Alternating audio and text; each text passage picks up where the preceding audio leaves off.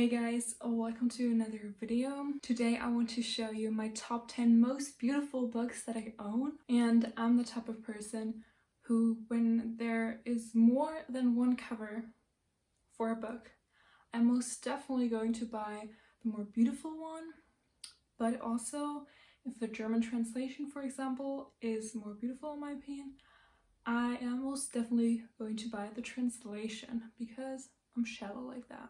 But yeah, let's get into my top 10 most beautiful books that I own. The first one is good, but just not comparable with the other ones, but still really beautiful. Bone Cries Moon by Catherine Purdy. And this is the Fairloot edition with the shimmery sprayed edges, which I love. And I really love illustrations like this on the cover and then matte cover with gold foiling. Chef's kiss. It also has artwork on the reverse of the dust jacket. I don't even know what this book is about. I think it's about bone criers and they have to keep the dead from preying on the living. And I think they have a ferry for the spirits to go to the underworld, something like that. Yeah, I'm still excited, but the cover is just... Coming in at number 9, we have Caraval by Stephanie Garber, and this is obviously the UK edition that is unfortunately not being printed anymore, but I just had to include this because I love gold foiling, and just the color combination with black and white and gold is just so stunning. I read this one 2 years ago and really enjoyed it. It's following two sisters and they basically go to this circus. It's like a whole lot of riddles, I think, and like adventures, twists and stuff like that. I can't remember too much, so I definitely have to reread this one before I continue on with the legendary. Next up, we have one of my all-time favorite books of all time. I read this one last year when it came out, and I cannot recommend this one enough. It is Pan's Labyrinth, and I obviously have the German edition, but the English one is pretty similar. So this is based off of a movie that has won many prizes, and it's set during the Spanish dictatorship, and it deals with kind of the rebellion, but also it follows Ophelia, and it's really whimsical and has fairy tale elements. And Cornelia Funke actually wrote this one with the director of the movie. And Cornelia Funke is the author of the Inkheart trilogy. If you remember that one, it was really popular back in the day. However, the inside truly matches the outside. I once again love the silver foiling and the glossy details, and yeah. Also, it has a pretty illustration underneath the dust jacket and throughout the book. So yeah, this is a pretty big recommendation for you guys. Also, the audiobook is super amazing. It has like music and sound elements in it. It's really like a good way to get into the book. The next one that I want to show you is one that I have not read, but I really want to. It is actually on my 20 books for 2020 list, and that is Sorcery of Thorns. I'm obsessed with this reflective cover, and once again the illustration is stunning, the silver foiling is gorgeous, and yeah, I'm really interested in the story. I don't know too much about it. I'm pretty sure it is set at a magical library, and that alone is like enough for me to pick it up. And yeah, I'm really excited to see what I think. Also, this is a standalone fantasy, which we love. Obviously, I couldn't do a video like this without Strange the Dreamer. I mean, this is the UK hardback. Once again, this is not being printed anymore, unfortunately, but I was pretty lucky. I bought this one off of a used bookstore online and paid like 15 euros. and I actually got the first edition with the blue sprayed edges, which is worth like a couple of €100, I believe, but I'm not going to sell it because it's just too beautiful. And also the book is really good. I read it last year. This basically follows Laszlo Strange, and he is a librarian, but he is obsessed with finding out things about a city called Weep.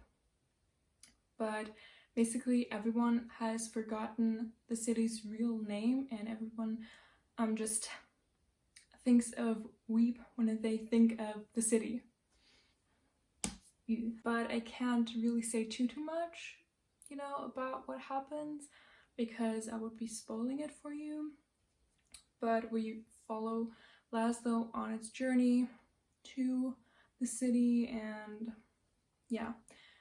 This is also, once again, a very whimsical read, and it has really beautiful writing, so if you like that, definitely check this out if you haven't already. Place number 6 goes to 2 books, actually, because I just couldn't choose. Well, I guess I would choose Crooked Kingdom, but they're almost equally as stunning. Yeah. I'm pretty sure everyone has read this by now or knows what this is about, but I really need to reread this duology. Yeah, but first I have to finish the Grisha trilogy. But these editions, once again, with the foiling, are amazing, and the sprayed edges.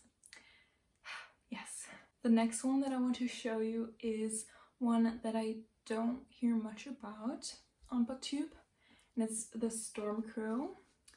And this came out last year. Haven't read it yet. I don't really know what this is about. I think like weather magic, but I'm not too sure. But once again, the matte cover, the stunning illustration, and gold foiling. This makes me immediately love the cover. But hold on. Under the Dust Jacket is, it's just the most beautiful design. So yeah, I think I'm going to pick the audiobook up in the next couple months. So clearly there is a theme in this list, and it doesn't stop now. I'm going to get into my top 3 most beautiful books that I own. Number 3 is Cersei by Madeline Miller. Once again, metallic foiling, these flowers. And then once again, Under the Dust Jacket. This is one of my favorite designs. I just finished reading The Song of Achilles today, actually, so I'm really excited to get into Cersei next. So obviously we're following Cersei, a witch, and I think she's being ridiculed because she looks and sounds like a human, but I could be wrong. But yeah, I'm really excited. And number 2 is actually the book that I showed in my mid-year book freakout tag, where I showed you the most beautiful book that I bought so far in 2020. Chain of Gold, the Fairloot edition. I mean, this edition is like perfect. What else could you want for this book? I'm also so excited to read this one finally, because The Infernal Devices is one of my all-time favorite series of all time. And this basically follows the next generation. Super pumped. First, I have to read so many other books before I can get to Chain of Gold, but I think it'll be worth it. Now, the first place goes to a book that I do not see often on here on BookTube, and that is The Binding by Bridget Collins. First of all, the gold foiling of the leaves and the purple with the brown, it's just so gorgeous. The spine, stunning, but when you take the dust jacket off, oh my goodness. I really can't decide if I prefer the book with or without the dust jacket. I'm so happy that I bought it. I actually started it last year when I got it, but I just couldn't get into it. I think it's about like a boy that has to become a bookbinder or something. But honestly, even if I hate this book, I'm going to keep it. Like, obviously. So these are my top 10 most beautiful books that I own. Please tell me if you're also as obsessed with book covers as I am. Please. And what is your favorite cover of all time? But yeah, thank you so much for watching this video. Please consider subscribing and turn on the post notifications so you get notified whenever I upload. And also hit the thumbs up button if you like this video.